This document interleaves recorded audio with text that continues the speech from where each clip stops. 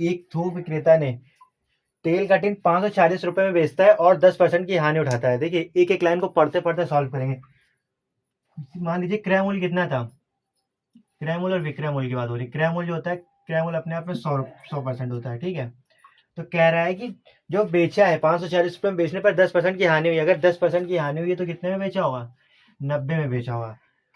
अब यदि वह निर्णय लेता है उसी मूल्य को, तेल के मूल्य को एक टीन 696 रुपए में बेचने का निर्णय लेता है। अभी कितने में बेचा था, 540 में बेचा था, अभी कितने में बेचेगा, 696 रुपए में।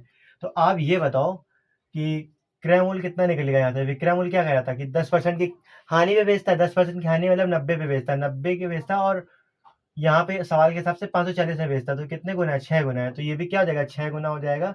तो यहाँ पे हमारा जो 600 हो जाएगा वो क्रय मूल्य हो जाएगा। अब कह रहा है एक टीम को तो उसने 540 में बेच लिया था तो हानि हो गई थी। फिर कह रहा है दूसरे टीम को 696 में बेचेगा तो कितने का लाभ होगा। तो आपको ये पता होना चाहिए कि लाभ हमेशा किस पे निकलता है, क्रय मूल्य पे निकलता है। तो क्रय मूल्य हमारा कितना है, 600 है। और कह रहा है दूसरे टीम की बिक्री में उसका लाभ प्रतिशत बचाइए। तो अगर 696 में बेचेगा तो आपको यहाँ पे कितने का लाभ दिख रहा है, 96 का लाभ है। किस पर लाभ है, लाभ हमेशा क्रय मूल्य पे निकलेगा। बहुत सारे लोग 540 पे निकाल देंगे जिसकी वजह से उनका आंसर गलत हो जाएगा। इसका मल्टीप्लाई 100 से करेंगे परसेंटेज के लिए।